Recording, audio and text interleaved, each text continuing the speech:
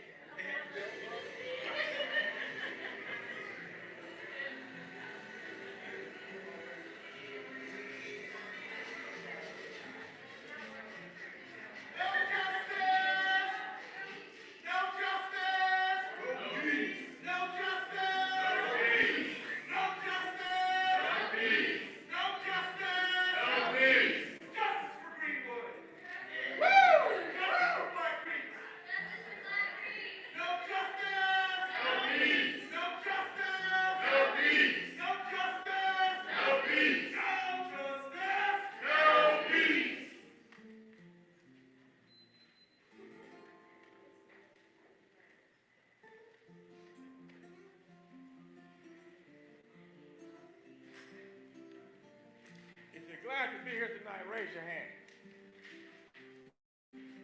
I'll repeat. If you're glad to be here tonight, raise your hand. We're here tonight to celebrate. We're going to sing tonight the Hallelujah song. Those of you who are familiar with, join in. Hallelujah, Yahweh God the Hallelujah, Hallelujah, Hallelujah, Yahweh God the Hallelujah, Hallelujah.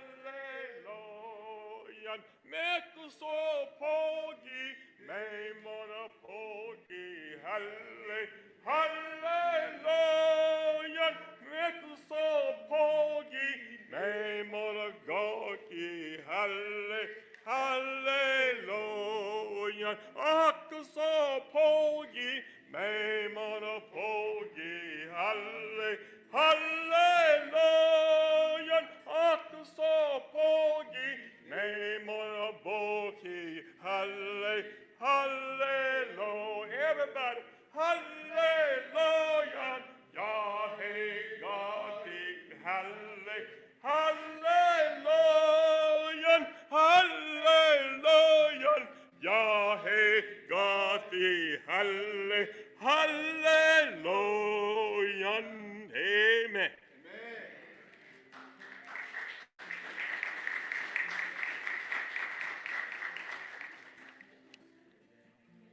Good evening, everyone. My name is DJ Mercer, and I am a member of the Greenwood community, and I would like to thank Mr. Bailey for his song. It is a song of thankfulness, so I want to have the opportunity to give you all a time to thank Mr. Bailey for singing that beautiful song and leading us as we start this rally for justice for Black Creeks. It's very important to know why we are on Greenwood right now, because Greenwood would not have been able to be a part of it and being a part of Greenwood if it wasn't for Black Creeks. Black Creeks are co-founders of Greenwood, and justice for Greenwood requires justice for Black Creeks.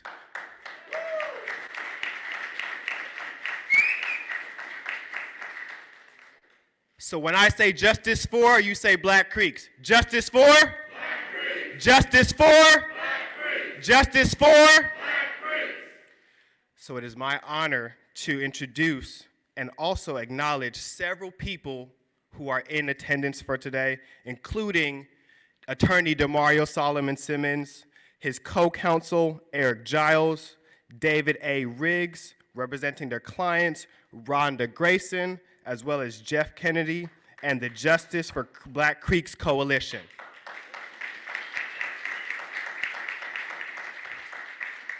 I would like to bring up Jeff Kennedy and Rhonda Grayson to the podium now. Justice for? Justice for? Justice for? Who are we? Who are we? Who are we? Who are we? Muscogee Creek. Muscogee Creek, Black Creeks, Muscogee Creek, Black Creek, Muscogee Creek, Black Creek. Who are we? Who are we?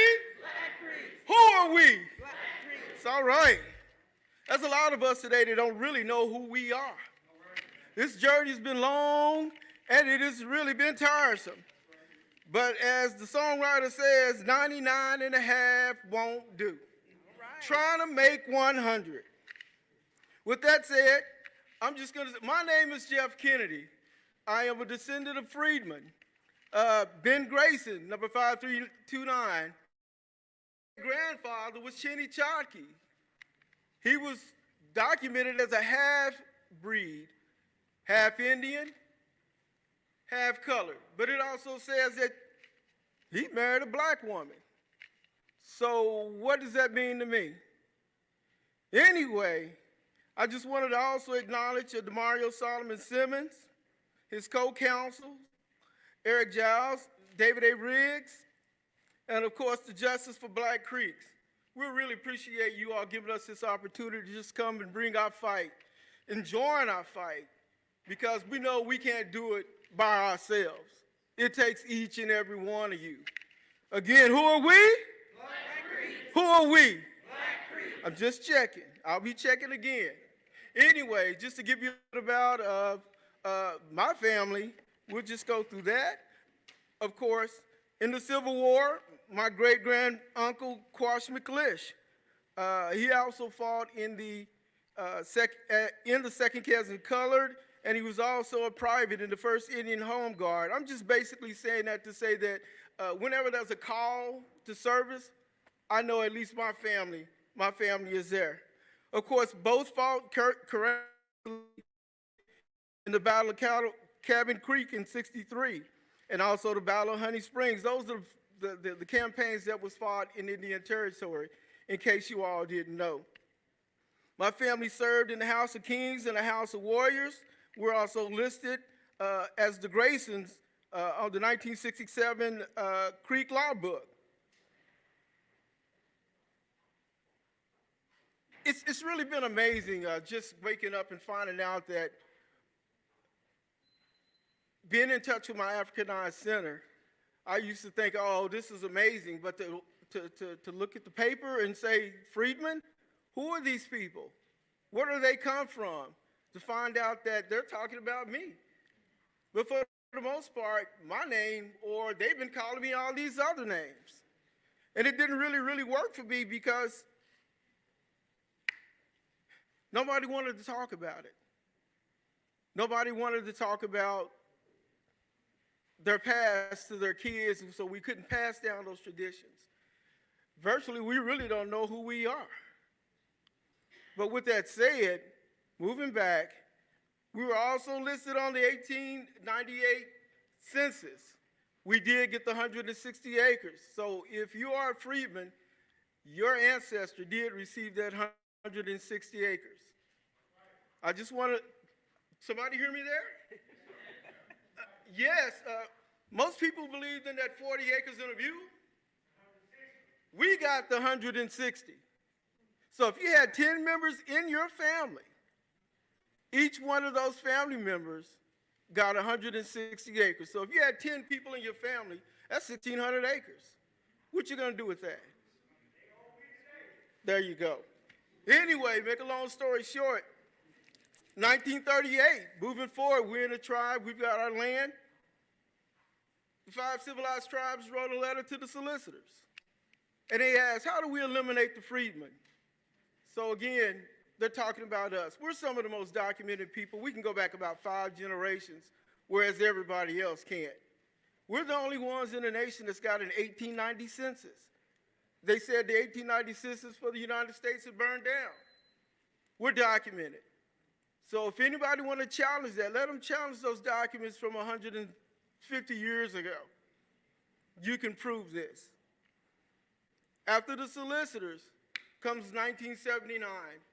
The Creeks had an illegal vote, voted out my family, totally disenfranchised my family, totally disenfranchised your family.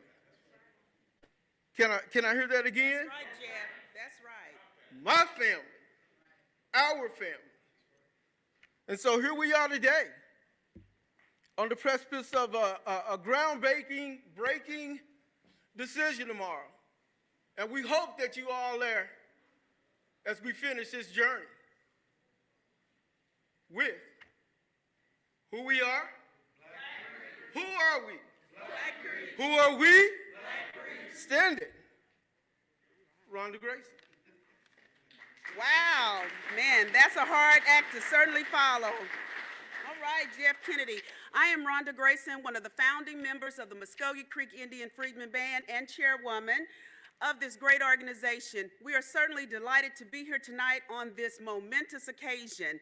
And so we are praying and hoping that Judge Miser will make the right decision, the only decision that she can make, which would be fair and just, is to honor the Treaty of 1866. Treaties are the supreme law of the land, and so the law is on our side. So we are here seeking justice for Black Creeks, the people known as Creek Freedmen. 43 years ago, the Muscogee Creek Nation exiled the Black Creeks from the nation in violation of the Creek Treaty of 1866.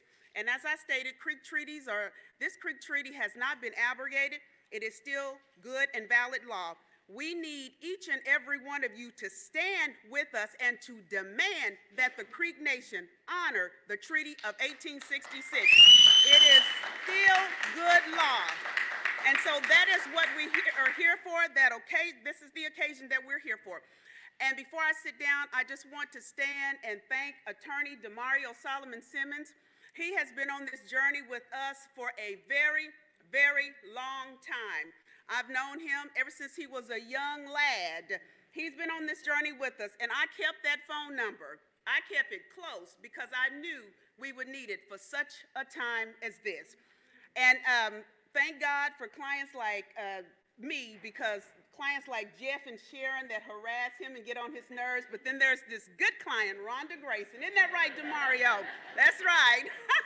But anyway, this is a great occasion. We're glad to be here.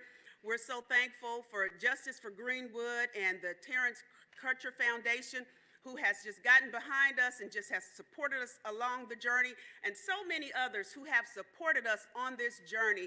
And so we're just excited. We greatly anticipate the decision on tomorrow. There's only one decision that she should make, and that is to affirm the citizenship rights of the Black Creek, the people known as Creek Freedmen, and bring us home. Redeem our ancestors and bring us home. And my goal is that they redeem us, make a public apology, and call every one of their names. Call them by names. That's it.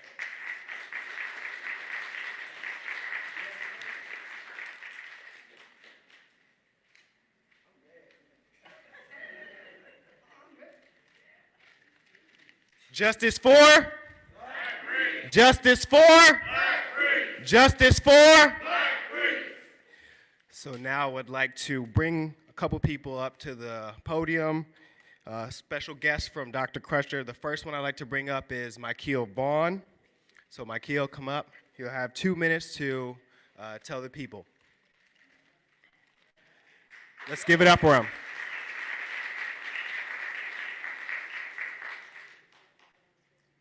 So good evening, everyone. My name is Michael Vaughn. I want to thank you all for your role in this fight. Thank you, Damario, for your role in this fight.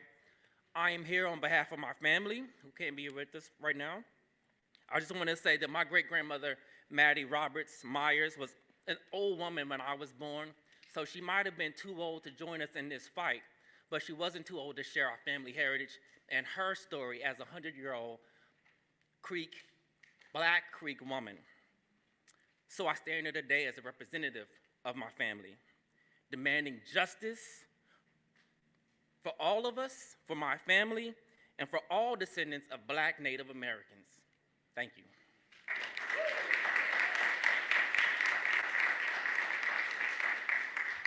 I'd like to bring back up the amazing client, Rhonda Grayson, to talk about her family. So listen, guys, I got really excited and I was mesmerized by Jeff Kennedy's speech, and so I forgot what my assignment and task was for tonight, and I sat down, so I'm sorry. I apologize. So, my ancestor, so we talk about the Creek Freedmen, Black Creeks, the people known as Creek Freedmen. My ancestor, Tony Hawkins, was born around 1790 in the Old Creek country. Oftentimes we hear these stories about the Trail of Tears and how Native Americans came across these Trail of Tears and they suffered from pneumonia, exposure, disease, and many of them did not make it. But what the story often fails to tell is the story of the Black Creeks, the people known as freedmen. We are descendants of those people. The stories never talk about our ancestors who traveled the rigors of travel, the unknown, uprooting of their homes. And you know, there are some of their people who didn't make those, that stayed over in the old country. So my ancestor, Tony Hawkins, born around 1790 in the Old Creek country. These people traveled the Trail of Tears just like any other person who was said to be a Creek, a native person. They traveled from their eastern homelands, southeast eastern homelands, Alabama and Georgia, via the Trail of Tears in the 1830s, the removal to Indian Territory. We hear the stories about the Monmouth riverboat when it sunk. All of those hundreds of lives that were lost. We hear those stories, but we never hear the stories about Jim Boy, who was a war chief, who was said to be of African descent. He had a black wife, and he had a native wife, and it was said that he had 9 children, and that there were 9 children aboard, and he lost 4 children on board the Monmouth, west of the Mississippi to Indian Territory. There were African black people on that trail of tears. And so we don't talk about that. Our people suffered loss just like the so-called real Indians. We were there. We were there. And so I just wanted to talk about that, let you know that our people served in the Indian Home Guard. My relatives served. They served in the Civil War. We don't hear those stories. We don't hear the stories where our ancestors served in the House of Kings and the House of Warriors. That is similar to what we know today as our House Representatives and the Senate. We don't hear those stories where they served as senators, judges, lawyers, and there was even one such individual by the name of Legacy Perryman, who was the principal chief. There's an extra census bulletin that talks about the Negro chief. It says he's virtually a Negro. He comes from a famous Creek family, Legacy Perryman. Sharon Lindsay Scott, my partner, is not here because she's sick. She is a descendant, a relative of the chief of the nation, Creek Nation, and she can't even enroll as a citizen of the nation. Our people served, as I stated, in the House of Kings and in the House of Warriors. We're going over to the courthouse tomorrow to get a decision whether we can be back in the nation, and our people served in that court. Isn't that amazing? It's really sad, and it's embarrassing, and it's really embarrassing. The whole state of Oklahoma should be outraged that this is happening in the 21st century. So I just wanted to come up and talk a little bit about my family, and so, as I stated, it's a travesty for us to serve in high positions, and oftentimes people ask me, why, Rhonda, why do you fight this fight? I said, because I have a responsibility. I don't have a choice. If my ancestors could travel across the world and make it to Indian Territory so that I could stand and work in corporate America, so that Jeff Kennedy graduated with distinction from OU as an architect, for him to be able to stand, for attorney Damario Solomon-Simmons to graduate from the University of Oklahoma, and he's an attorney, fighting for the rights of hundreds of thousands of Black Creeks. We have a responsibility to stand. We should stand and we should fight. That's why we fight, and we will continue to fight. And if the decision tomorrow is to continue to exile us from the Creek Nation, we will continue to fight. Are we tired? Yes, we're tired, but we are going to continue to fight until victory is won. You know, our ancestors, they fought for us, and we have to fight for them, and we are going to continue to fight. Yes, we could be doing something else. We could be traveling across the world, but yet and still, we fight because we have a responsibility to fight. And so I think I've talked enough here, so I'm going to call our next guest to speak up. The next guest, let's see here. Christy, have you spoke? You haven't spoke, have you? Christy, come up and speak.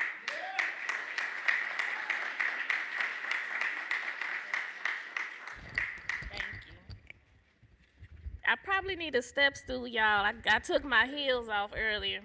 I would like for Damario to please stand. Please stand up.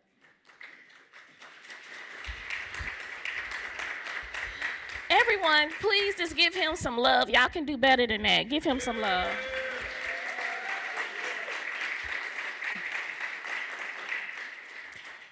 We have to support Damario. If he calls, answer. If he asks you to be here, be there. We got to support him, okay? My name is Christy Williams. I am a Creek Freedmen descendant. I am the great-great-granddaughter of Supreme Court Justice Jesse Franklin, who came on the Trail of Tears as a slave to the Creek Nation, and he was appointed to the Creek Nation Supreme Court in 1874. And he also did serve as a representative in the House of Kings. I spoke today at the press conference, and I know people have probably watched the news today, but I just want to keep it on your minds that the Creek Nation is at the White House. They will be there all this week. They're on TV, going live, you can watch it. They have a seat at the table. They have a seat at the table, y'all. And that's not a good thing, but it's okay. But they have a seat at the table. And this is the same tribe who stood with the Confederacy to protect their sovereign rights to have black people as slaves. My people, our people, us. Think about that. And they are at the White House right now. When we talk about the Article 2 of the 1866 treaty, Article 2, they are violators of that treaty. They are violators of that treaty, but yet they have a seat at the table at the White House right now with our president, Joe Biden. The U.S. government co-signed that treaty. The Creek Nation signed it, the U.S. government co-signed it. They could stop this right now. Right now, they could stop it. But they don't. They send mass support for voter rights in Georgia, and rightfully so. Rightfully so. But what about the black people right here in Indian Territory, now called Oklahoma? And see, there's a lot of conversations right now, right, around reparations. But right here in Oklahoma, we have a more broader conversation about reparations. We're fighting reparations nationally. We're fighting reparations for the 1921 Tulsa Race Massacre that Damario's also been fighting for. We have 3 survivors left of that, right? We're fighting, trying to get bodies out of the mass graves that they keep reburying, women and children that they're not telling you about. And then we have to fight the tribes. We have to fight like no other black people in this country. While we still have the same fight, we also have different fights right here. Right here. And you all have to know that. So not only do we have to push the Creek Nation to do right, we got to push our president, Joe Biden, who stood in this other room during the centennial to say, stop this, make them do right. Because they can say, you know what, we're not going to help you all if you are going to continue to violate your freedmen.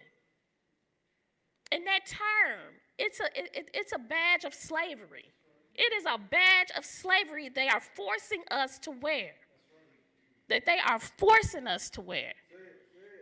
So I just really want y'all to think about that.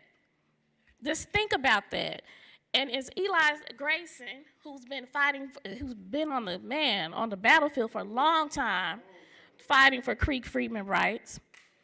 He has said the only thing that they have not done, the only thing that they have done in Article 2 of the 1866 treaty is they haven't put physical shackles on us.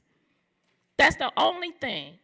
But you have you have a right to the equal share of the land that's in that treaty. I have a right to that. You have a right to that. You have a right to the share of funds.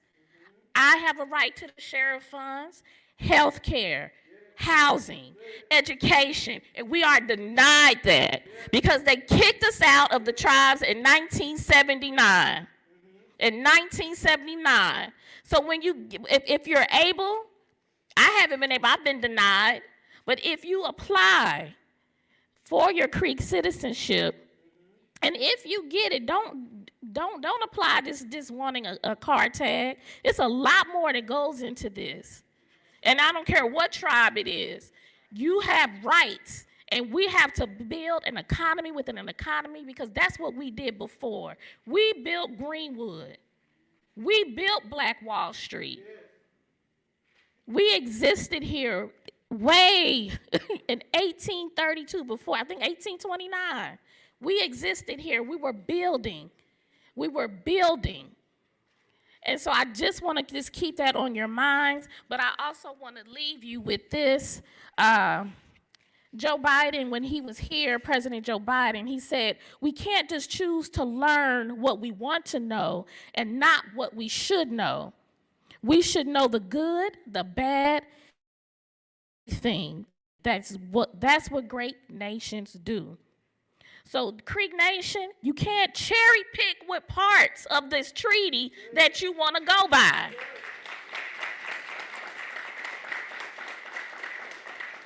I'm going to say that again. The Cherokee Nation, I don't know which camera I need to look at, but you do not get the right to cherry pick what you want out of this 1866 treaty. You go by all of it. All of it. This should not be a hard decision tomorrow. It should not be a hard decision for President Biden to say enough is enough because he can do that with the swing of a pen. They have the authority to say, you need to go by this. Joe Biden has the responsibility to make sure that he protects the rights of freedmen. Period. Period. Period. And I just want to also leave with one more thing. My great-great-grandfather, Jesse Franklin, there is a documented interview that he had with the U.S. government. And one of the things, two things that struck me in that interview. One is that he actually put people to death. I was like, what? But the other thing is when they asked him, they asked him, are you black? He said, I'm Creek. Thank you.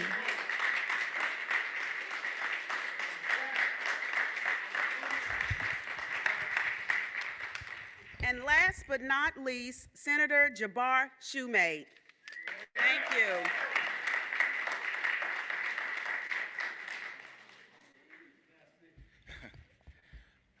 Good evening, and thank everybody for coming out. And I just want to say what was in my ear after hearing my dear sister Christy say a few words is that I really do feel change is in the air, and we know Brother Baldwin said that, nothing really can be changed until it's faced, and I want you all to give Attorney Damario Solomon-Simmons a round of applause for making sure that this issue is faced. We can do better than that. We can do better than that.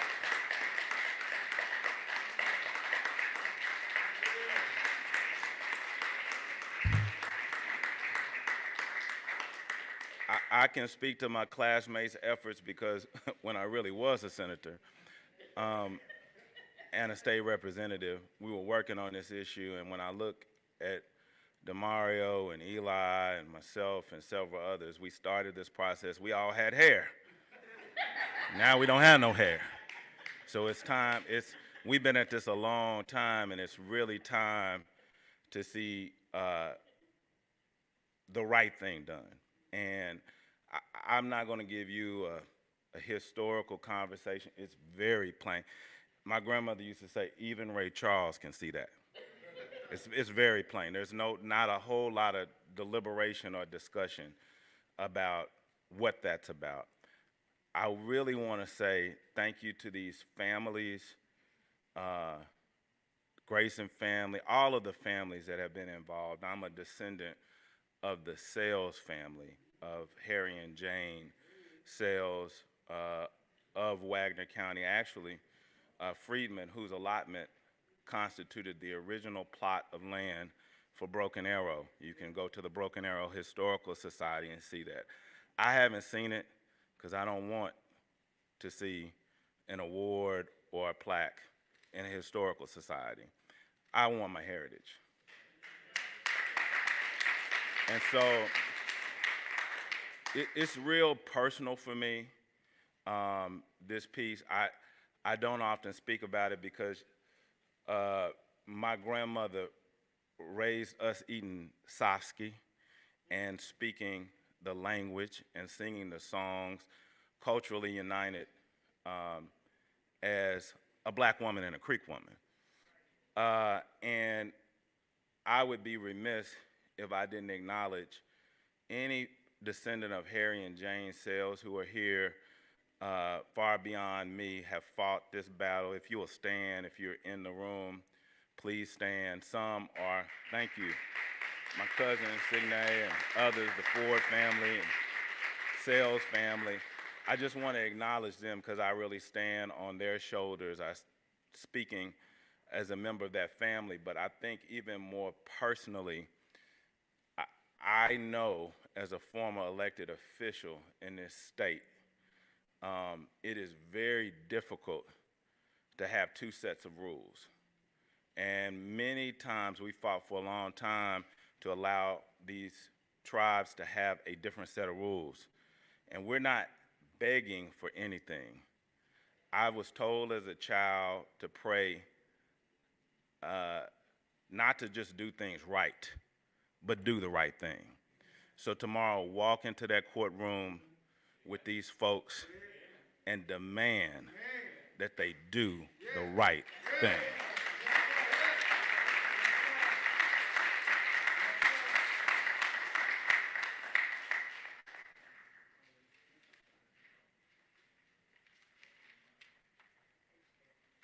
Next, I would like to bring up Paige Clark on behalf of Terrence Crutcher Foundation.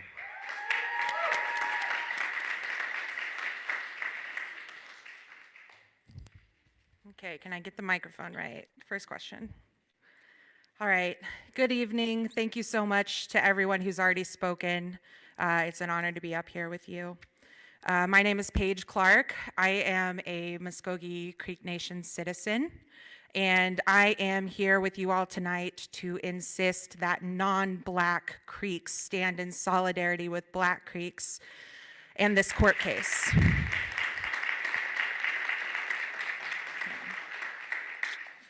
There is no room for anti-Black racism in the Muscogee Nation.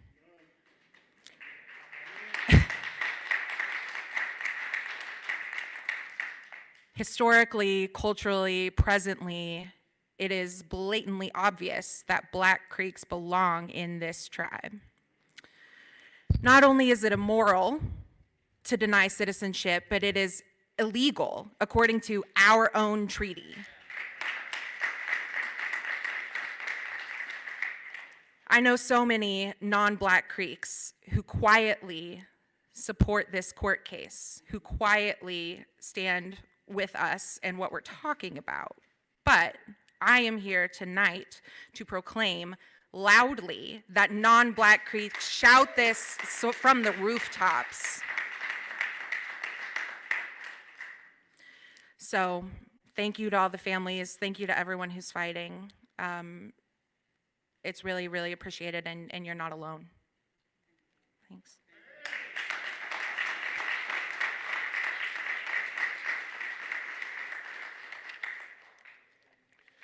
Justice for? Justice for? Justice for? It is my honor to introduce and bring up a person who not only helped me get integrated into Tulsa, but showed me what it means to be a Black man, not only in Tulsa or Oklahoma, but also in America. He is a proud North Tulsan. He is a proud Black Creek, and he is the best attorney that I know personally. So I would like to bring up attorney Damario Solomon-Simmons and give it up for him as he brings it up.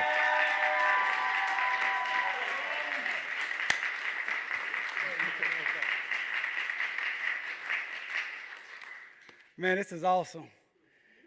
I want to give y'all my whole case tomorrow, but I won't do that. You know, it's funny because growing up, and my father's here. Dad, stand up. That's my father. he flew up here from St. Petersburg, and he said, man, you didn't tell me how cold it was. He used to come pick me up for visitation, and he would talk to me all the time about we had a black chief, Creek chief, and we had all this land, and we came from Trail of Tears, and I'd be thinking, man, you don't have to lie to kick it. You know what I mean? Like, you don't have to tell me all that, man. We can just hang out. And when I found out and really realized that that was accurate, it just blew me away. When I found out that from my father, who was a Creek citizen, my grandmother, Johnny Mae Simmons, was a Creek citizen. Her father, John W. Simmons, Creek Road 421, born in 1900, Creek citizen. His father, Jake Simmons Sr., and mother, Rose Simmons. Her father and mother and father and mother, going all the way back to the late 1700s. We have to understand something, that when we talk about this badge of slavery, Creek Freedmen, that they forced upon us, frozen us in time. Some of our people were enslaved by the Creek Nation. That's true. But there were also black people here when Columbus got here that were part of the Creek Nation. That's true. And we have to understand that regardless of how we got here, enslaved or free, our people deserve the right to be who we are. The treaty is clear, and I know we keep pointing to it, we had it up here. But it says specifically that among the Creeks, if you know it, say it with me, are many persons of what? African descent, who shall have and enjoy full citizenship and the rights and benefits thereof. That's the treaty language. That's what's in front of the judge tomorrow. That is what she has to decide. Is the Muscogee Creek Nation a nation of laws or of men and women? Is the Muscogee Creek Nation, as the famous quote goes, great nations like great men keep their word. They had their word in 1866, June 14th. And that document was negotiated and signed by 5 individuals. One of those individuals was my 4-time great-grandfather, Cal Minko. He signed that treaty. You can look it up, but they erased him from the Creek Nation's history. You don't see anything about it. She talked about Legacy Perryman. That's another blood relative of mine. Mose Perryman, the founder of Tulsa, basically. Direct descendant from him. Yet they're going to tell us we're no longer allowed to be in the nation. It's a travesty. It's ridiculous. It's ridiculous. I want to acknowledge a few people before I continue. First and foremost, I want to acknowledge the Muscogee Creek Indian Freedmen Band, Rhonda and Jeff and Sharon, who's now here. Give it up for them again.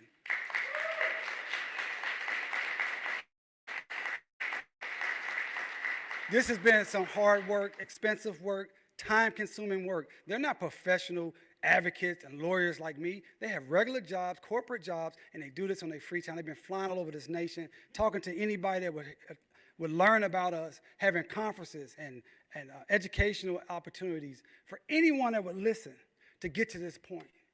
I want to thank the staff. If you're here, you see them in a purple shirt.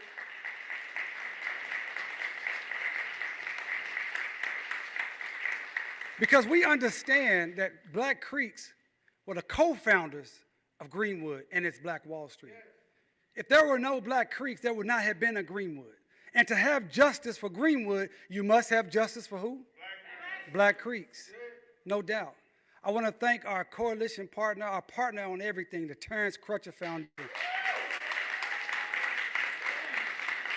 And particularly, I see my sister back there. She don't want to be up front tonight, but Dr. Tiffany Crutcher. Give it up for Dr. Tiffany Crutcher. Yeah, give it up for Dr. Tiffany Crutcher. Has taken this city by storm, this state, because of the tragedy that happened to her twin brother that was shot in cold blood by Betty Jo Shelby in the city of Tulsa. She's taken that pain into purpose and pouring it all out for us to continue to get our rights because Terrence's rights were violated. I want to acknowledge my legal associate, Kimberly Hepton-Kemper. She's standing back there. Raise your hand, Kim. She's shy as can be. And my law firm, Solomon-Simmons Law. We have several people working on this case. They couldn't be here tonight. My co-counsel, David Riggs of Riggs Abney, and Eric Giles, they couldn't be here yet. They will be in court with me tomorrow.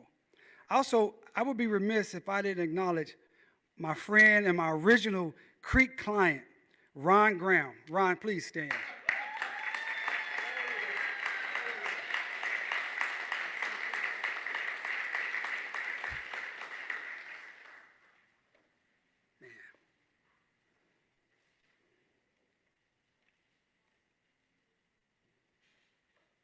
I was in law school, and I met Marilyn Vann, who's another great advocate of this issue, and I met Ron Graham, and they were working on this case by themselves, pro se. Ron was fighting the Creek Nation on a typewriter,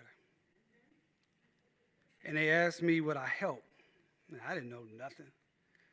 I said, yes, I'd love to help, and I got involved in the case, and I said, man, this is bigger than me. I can't do this. I'm just out of law school.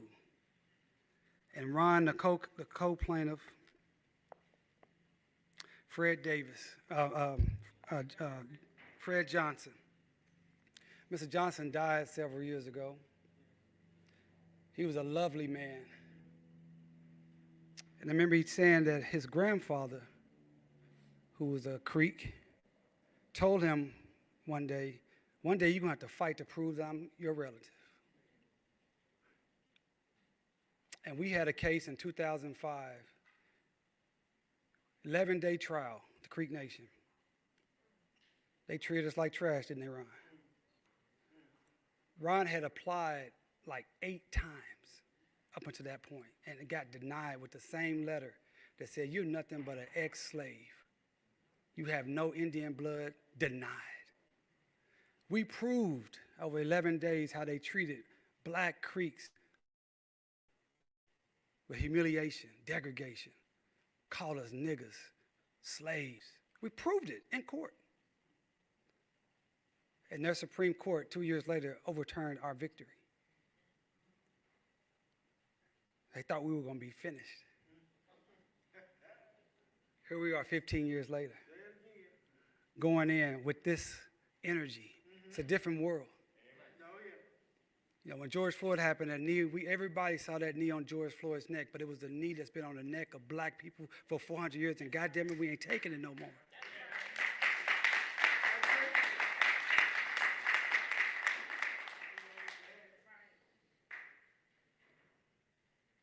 My grandmother, Johnny Mae Simmons, who passed away, be 3 years next month, was one of the plaintiffs in this case. She was 87 when she passed. She was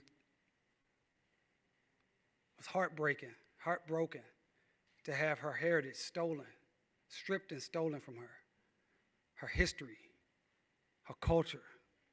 She spoke Creek. She lived on the Creek allotment. She said, I don't understand how they can just do this. How can they just one day say, I'm not who I am?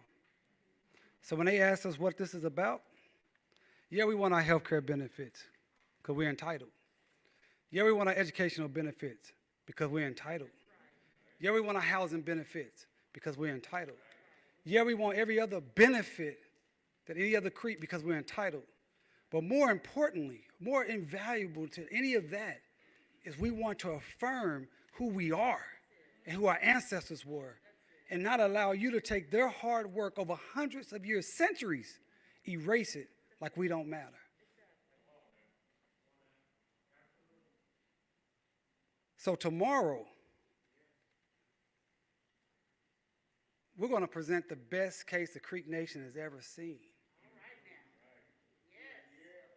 But at the end of the day,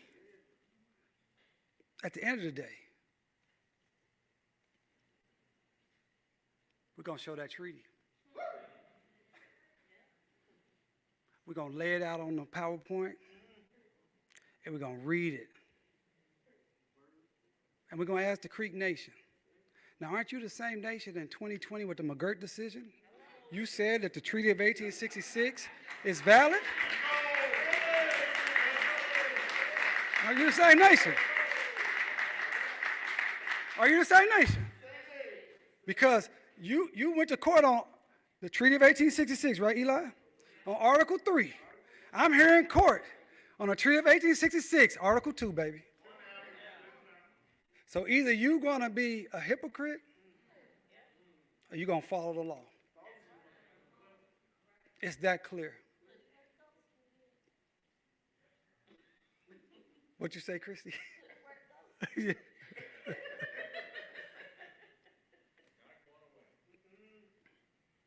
I fully expect, Jabbar talked about his grandmother, my grandma would say, claim it. I'm claiming victory. I'm claiming victory tomorrow. I don't claim victory because I'm not the judge. I don't make the decision, but I believe that our judge is a fair judge. I believe that she believes in the rule of law. And if she believes in the rule of law and reads the law as plainly written, there's no other decision.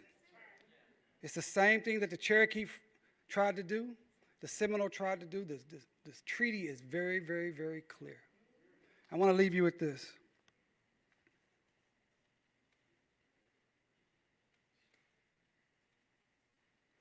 In 1860s, the Creek Nation chief, Samuel Chakotay, he went and fought for the Confederacy to keep enslaved Africans. When they lost that war and the treaty was signed in 1866, that same guy who was fighting for the Confederacy became the chief, one of the chiefs of the Creek Nation. And one of the first things he did was to fight Black Creeks of getting our per capita payment. And Cal Tom, boy, y'all ain't with me. Cal Tom, my direct ancestor, had to get on a train from Leavenworth, Kansas, and travel to Washington, D.C. to go to Congress, the Senate, and say, this is what they're doing to my Black Creek people. And here I am. 156 years later, with all of you going to the Creek Nation and saying, look what you're doing to my Black Creek people. That's why I'm claiming victory. That's why I'm claiming victory. That's why I'm claiming victory. I'm walking in there with Cal Tom. I'm walking in there with Jake Simmons. I'm walking in there with Johnny May Simmons. I'm walking in there with Silas Jefferson and John Jefferson and Melinda Cal Tom and Rose Simmons. I'm walking in there with my ancestors, your ancestors, and we're going to walk in there with victory. We're going to be plain spoken, stand up straight, and tell that court to give us our victory, give us our citizenship, and give us our benefits.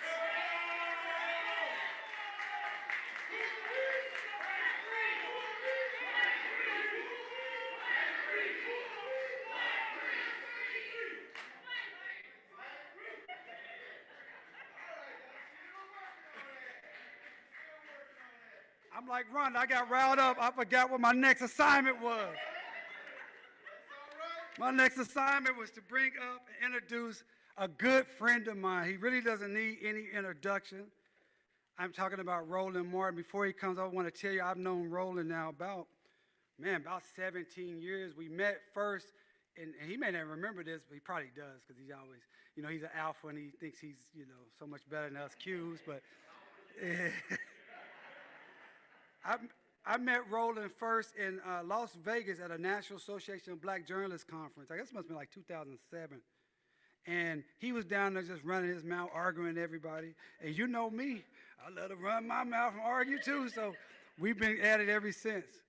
But I appreciate this brother. This guy does so much for Black people in America. He covers stories all around this country that no one else will cover. And it is something that takes a tremendous amount of sacrifice. He could be on any network making a lot of money, doing a lot less work. But he sees a need for our stories to be covered. This brother is here tonight in Tulsa, Oklahoma, to stand with Black Creeks and justice for Black Creeks. He's here tonight to make sure the awareness of this issue goes throughout the nation. He's here tonight because he loves Black people.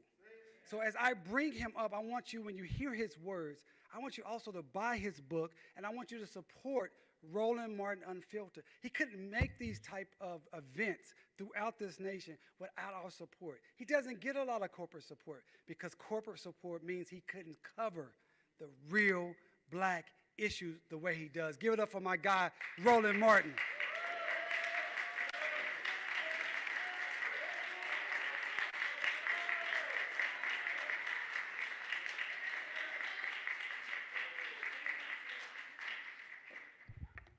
All right. I appreciate it. And Damario says he likes to argue, but he can't out-argue me.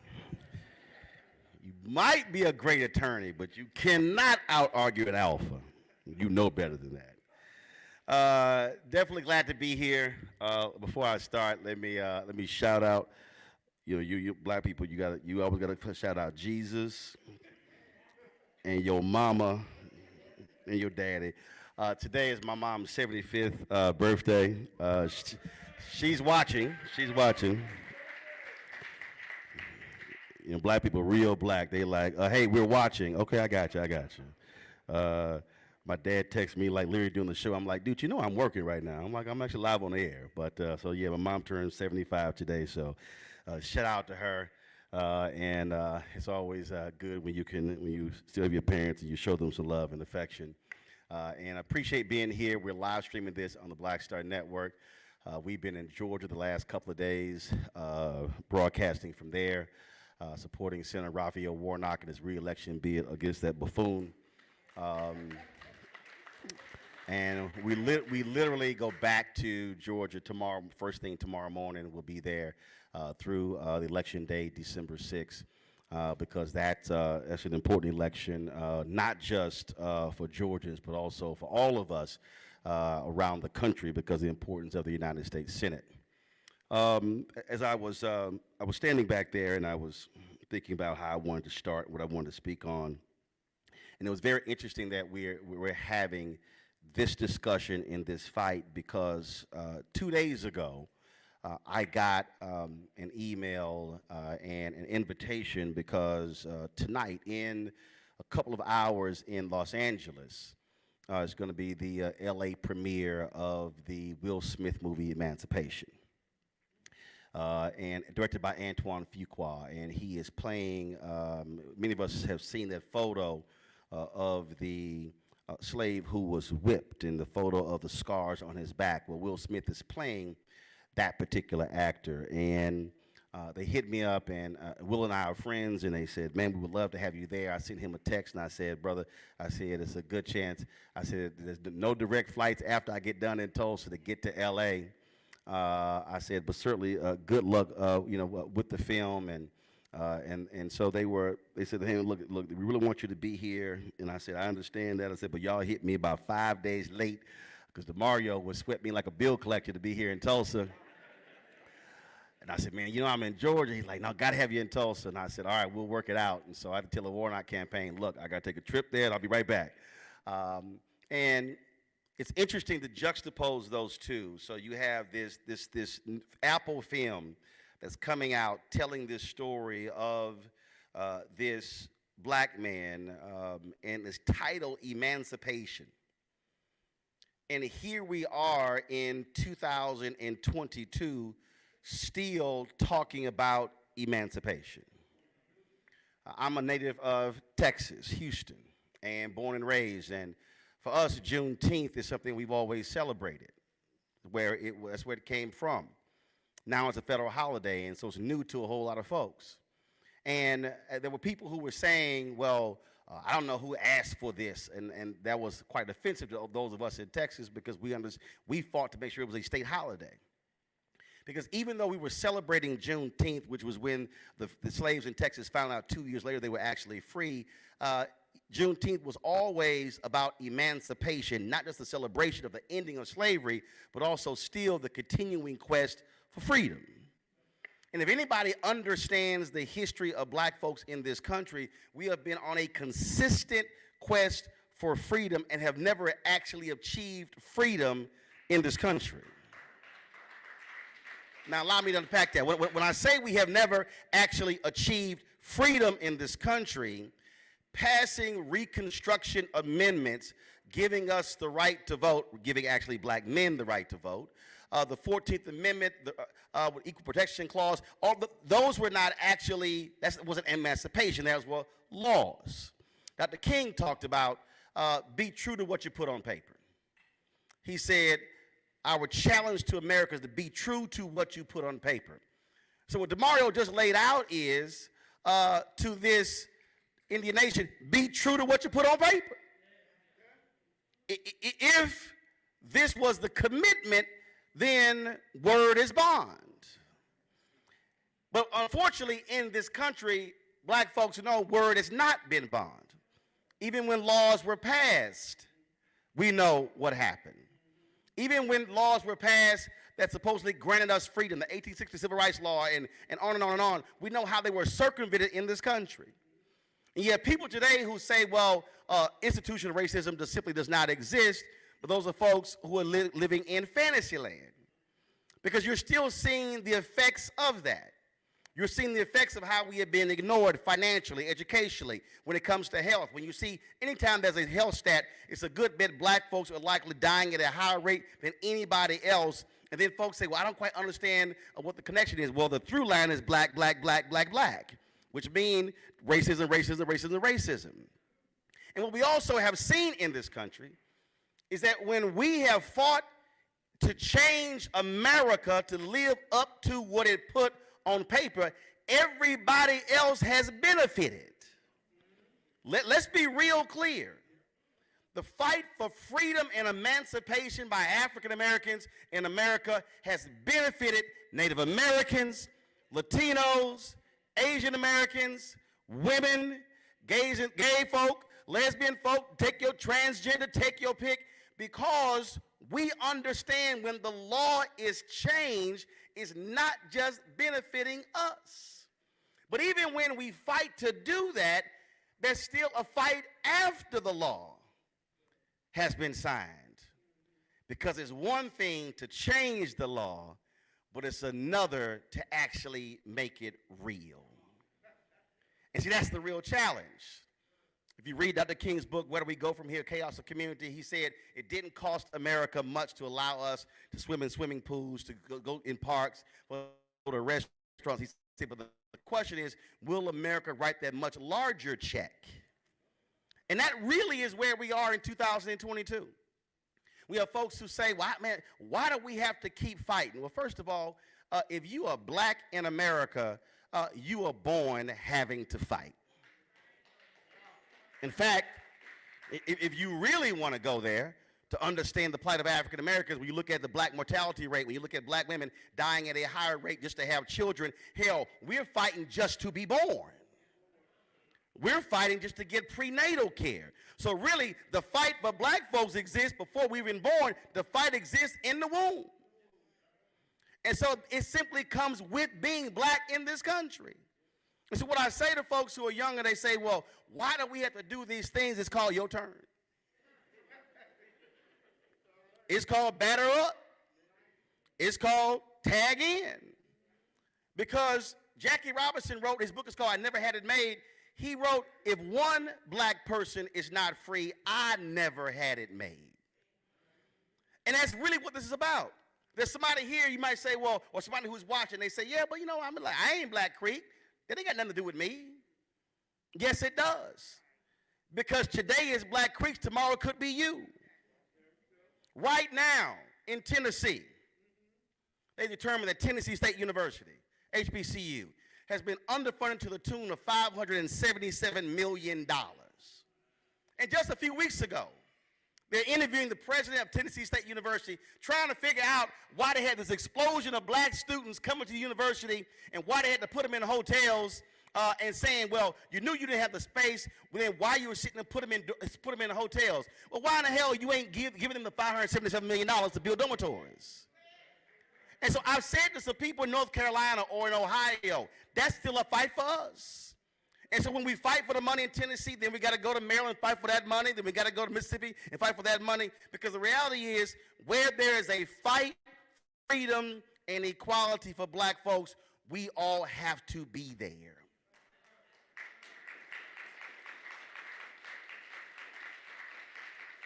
And so we can ill afford to say that's not my fight. When the fact of the matter is, it is our fight. We were here for the 100th anniversary of the Race Massacre. And we were here broadcasting in that room right there. And President Biden came and spoke. He made a comment about what they were doing when it comes to contracts. And I remember I made a comment on Twitter. I said, well, let's just make sure that money goes to black folks and not white women. So I got a call from the White House.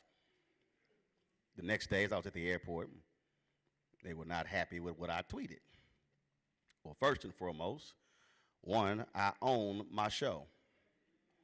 I own my network, which means I don't have a boss but Jesus. So you can't call somebody to get me to stop doing something because ain't nobody to call above me. And when I got the call, I said, well, what did I say that troubled you? Well, I mean, you got to give us a shot. I said, no, I'm going to give you a shot, but I'm going to hold you accountable to what gets done. Because I'm not interested in simple announcements. We've been fighting for black-owned media, and I was in a conversation with a major automotive company, and I told them, I said, I won't praise you for a press release. I will only praise you when you make direct deposits. And there some folks have come to me and they say, well, man, why you got to go so hard? I said, because if you ain't talking about money in America, you are not having an American conversation. It reminds me of that scene from Malcolm X when Brother Johnson got beaten by the cops and they went to the police station and they said, go get some help. And then they call the ambulance and the cop turns to Malcolm X, played by Denzel, and he says, all right, you got what you wanted, now y'all can go. He said, no, I'm not satisfied. That actually has to be the position for every single one of us, whether we're talking about Tulsa, the state of Oklahoma, or anywhere else in America. Our position has to be, I'm not satisfied. I'm not satisfied when somebody simply issues an apology and nothing behind that. I'm not satisfied when a cop is fired but is not indicted and convicted. We're not satisfied when simply you say, well, we might hand out a couple of awards, but the question is, what's behind the awards? Far too many of us have been acceptable Negroes where we have been satisfied with crumbs as opposed to being fully compensated for what is just and what is proper. So when we're talking about this fight, when it comes to properly acknowledging Black Creeks, understand you said you were going to do it. You were wrong in the past. You must operate and do right by us today. We cannot be satisfied with folks who give empty promises. This state has given empty promises when it came to the burning down of Greenwood. They still have not properly compensated the black folks who are still alive, who were directly impacted by what happened there. And then when we have discussions about, well, why African Americans, why is it you haven't been able to do this and do that? Well, if you simply froze us out of the economic pie, then you have to understand what the effect is today. Imagine what this community would look like today had it not been attacked by white domestic terrorists. Imagine what the descendants of Black Creeks would look like today had they properly gotten land and benefits.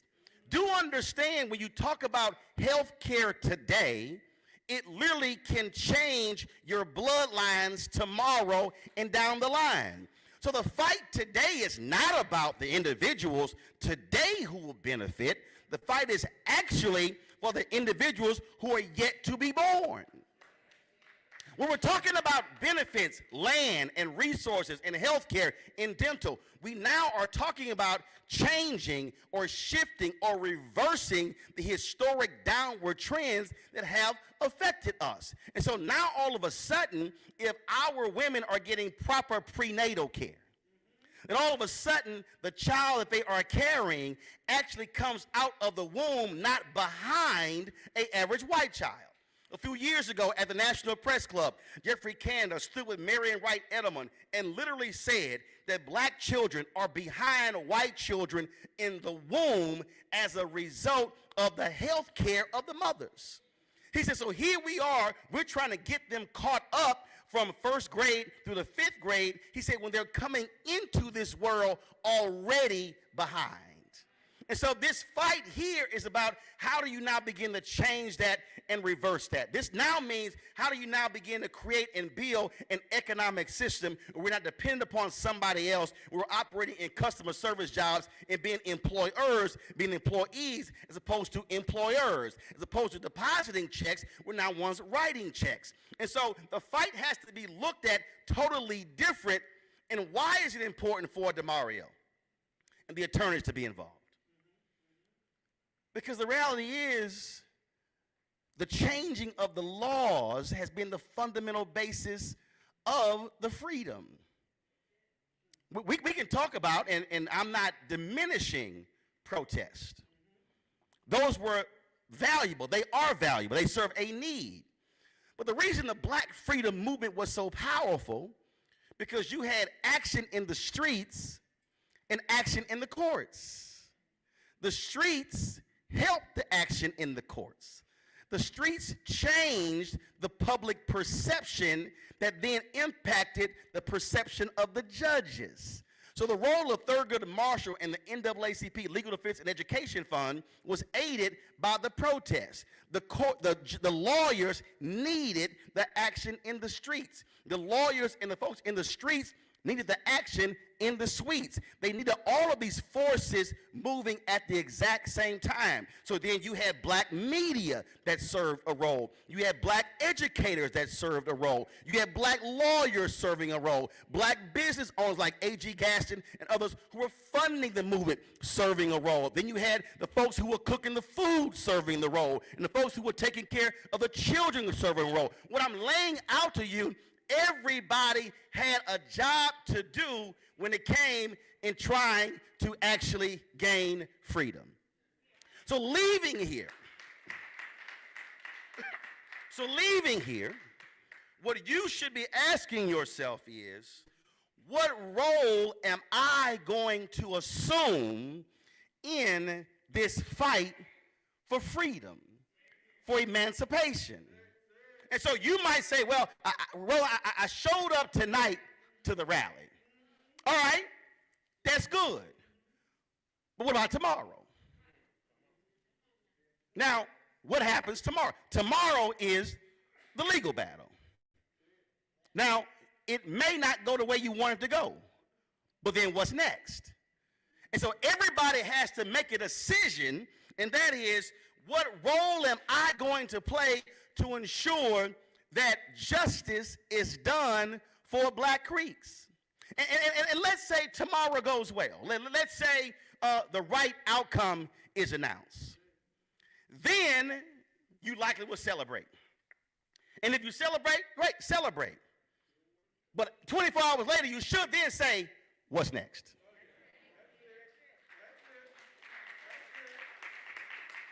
Because our history tells us there's always a what's next. I'm not satisfied. If it's you win this battle, what's the next battle? Then the next battle, then the next battle, and the next battle. And so your role that you may play may be cutting a check. You might be, look, you might be cooking something, baking something, driving somebody somewhere, but everybody in this room must accept what the responsibility is in terms of how do I make a difference to ensure that we have, which then means that when you leave here, call one or two other people and say, I need you in this battle with us. And then they might tell you, well, look, I don't know nothing about this. Fine, I'm going to educate you on this, because see, then you take this room and you've got more than 100 folks here. So then imagine if all of a sudden you now, if every person in this room calls 5 people, so the next gathering now has 500. And the next time, all of a sudden they say, well, no, we can't have this the next one sitting in this room. We got to go into the big room. And then after you go into the big room, you may say, well, look, to the next one, if 500 call 5, that means the next event's going to have 2,500. We can't have this in the big room. We're going to have to go across the field, across the street, because we can't accommodate that. Now, that's not Damario calling them. That means you calling 5, and you calling 5, and you calling 5, and you, and you, and you. That means that you have decided to be personally invested in this, and then when you achieve the victory, then when you begin to say the what's next, then you begin to say, now who are we going to turn our attention to next? Because once you take this room and the mushrooms to 500 and 2,500, now all of a sudden you now have soldiers on the battlefield for justice, where you have generals like Damario and Tiffany and others who are leading and organizing and strategizing. And so can't no general win no war unless they have troops ready to do battle. So what we have to decide is whether we're willing to fight, and you can be black, you can be white, Latino, Asian, Native American, don't matter. Everybody can be enlisted in this fight when it comes to justice and when it comes to freedom. And I'll end it with this way, and Damario, you probably ain't gonna like it, but I'm gonna end it this way with my frat brother Vertner Woodson Tandy, who said to the Alphas long ago, he said, we will fight until hell freezes over, and then we will fight on the ice. That's our battle.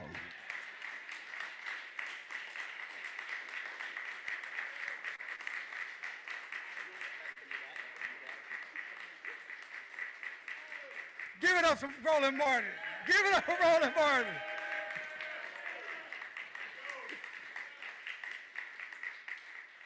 Oh, I see my beautiful wife just walked in, Mia Fleming. Give it up for my wife, Mia Fleming.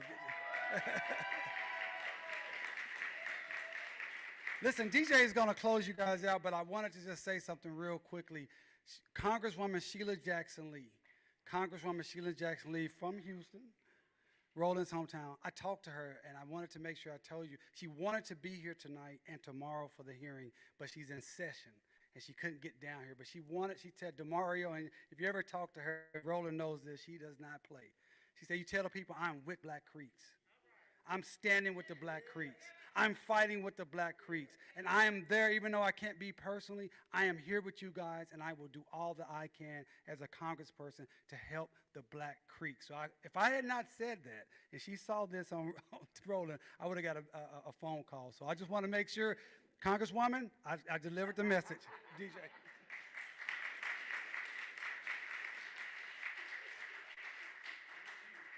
Justice for? Justice for? Justice for? So we're going to end this as we started this with the thanks. So there's a couple people and organizations that I would like to thank, and I'd like you all to help me thank.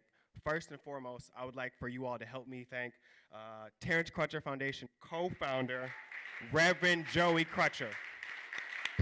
Let's give it up for him. As Damario says, turning pain into purpose.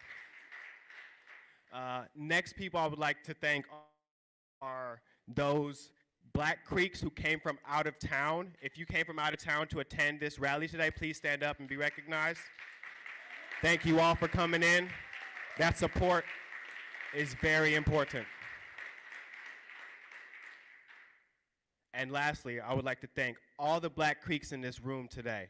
If you are a Black Creek in this room, please stand up right now and be recognized.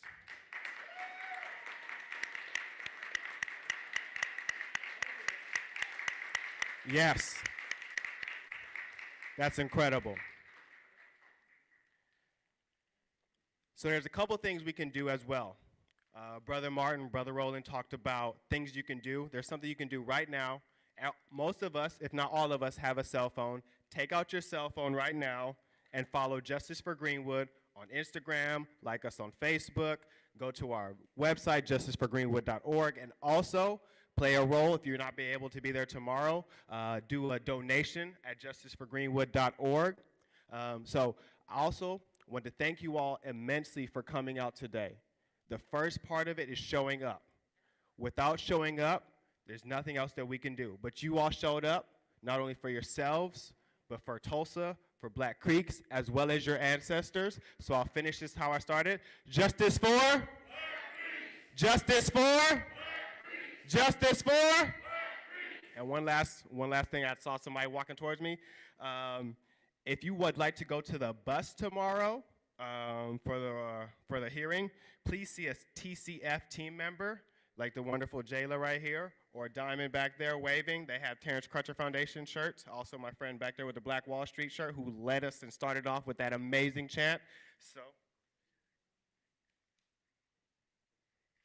also, just hot off the press, go to RolandMartin.com to purchase his book. I know he's a very busy man, so he took the time out today to come visit us. You saw he was in Georgia. He got hit up by Will Smith. I don't know about you, but if Will Smith called me Damario, I might have to go to Will Smith, just saying. But, yeah. Say that again? RolandSMartin.com. RolandSMartin.com. Please purchase this man's book in support, because without us, there's no us. So once again, justice for? Justice for? Justice for? Have a good night.